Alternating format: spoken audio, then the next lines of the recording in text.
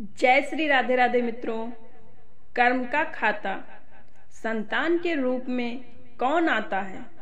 मित्रों, पूर्व जन्म के कर्मों से ही हमें इस जन्म में माता पिता, भाई बहन, पति पत्नी, प्रेमिका, मित्र शत्रु, सगे संबंधी इत्यादि संसार के जितने भी रिश्ते नाते हैं सब मिलते हैं, क्योंकि इन सबको हमें या तो कुछ देना होता है या इनसे कुछ लेना होता है।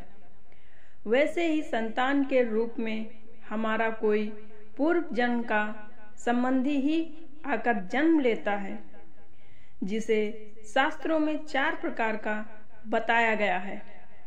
मित्रों, अगर आप भी श्री राधा रानी के सच्चे भक्त हैं तो कमेंट में जय श्री राधे राधे अवश्य लिखें। नंबर 1, ऋणानुबंध।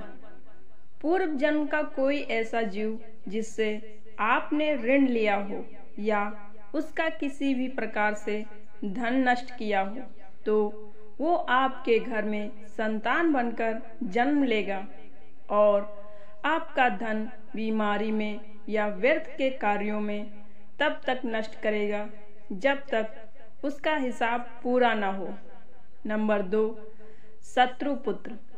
पूर्व जन्म का कोई दुश्मन आपसे बदला लेने के लिए आपके घर में संतान बनकर आएगा और बड़ा होने पर माता पिता से मारपीट, झगड़ा या उन्हें सारी जिंदगी किसी भी प्रकार से सताता ही रहेगा। हमेशा कड़वा बोलकर उनकी बेइज्जती करेगा, वह उन्हें दुखी रखकर खुश होगा। नंबर 3, उदासीन पुत्र।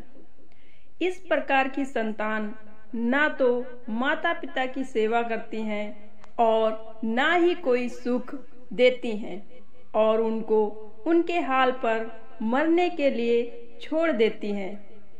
विवाह होने पर यह माता पिता से अलग हो जाते हैं। नंबर 4, सेवक पुत्र। पूर्व जन्म में यदि आपने किसी की खूब सेवा की है तो वह अपनी की हुई सेवा का ऋण उतारने के लिए आपके सेवा कराने के लिए पुत्र बनकर आता है। जो बोया है वही तो काटोगे। अपने माँ बाप की सेवा की है तो ही आपकी औलाद बुढ़ापे में आपकी सेवा करेगी, वरना कोई पानी पिलाने वाला भी पास ना होगा। आप या ना समझे कि यह सब बातें केवल मनुष्य पर ही लागू होती हैं। इन 4 प्रकार में कोई सा भी जीव भी आ सकता है। जैसे आपने किसी गाय की निस्वार्थ भाव से सेवा की है तो वह भी पुत्र या पुत्री बनकर आ सकती है।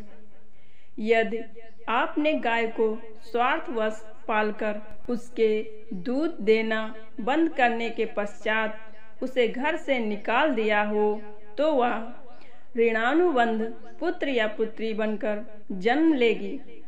यदि आपने किसी निरपराध जीव को सताया है तो वह आपके जीवन में शत्रु बनकर आएगा। इसीलिए जीवन में कभी किसी का बुरा ना करें, क्योंकि प्रकृति का नियम है कि आप जो भी करोगे उसे वह आपको इस जन्म में या अगले जन्म में 100 गुना वापसी कर देगी। यदि आपने किसी को 1 रुपया दिया है तो समझो आपके खाते में 100 रुपये जमा हो गए हैं।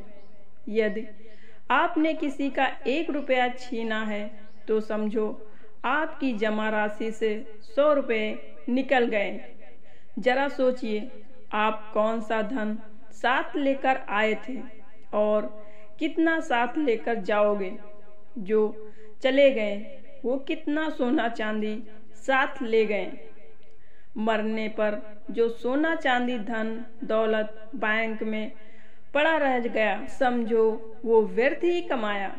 औलाद अगर अच्छी और लायक है तो उसके लिए कुछ भी छोड़कर जाने की जरूरत नहीं है, खुद ही खा कमा लेगी। और औलाद अगर बिगड़ी या नालायक है तो उसके लिए जितना मर्जी धन छोड़कर जाओ, वह चंद दिनों में सब बर्बाद करके ही चैन लेगी। मैं, मेरा, तेरा और सारा धन यहीं का यहीं धरा रह जाएगा, कुछ भी साथ नहीं जाएगा। साथ यदि कुछ जाएगा भी तो सिर्फ नेकियां ही साथ जाएंगी। इसीलिए जितना हो सके नेकी करो, सत्कर्म करो। तो मित्रों, यह जानकारी आपको कैसी लगी प्लीज़ कमेंट बॉक्स में अवश्य बताएं। आपको हमारी यह जानकारी अच्छी लगी हो तो प्लीज़ एक लाइक, शेयर और कमेंट बॉक्स में जय श्री राधे राधे अवश्य लिखें। तो मित्रों, फिर मिलते हैं ऐसी ही नई जानकारी के साथ। तब तक के लिए अपना ख्याल रखिए, खुश रहिए और सत्कर्म करते रहिए। धन्यवाद मित्रों।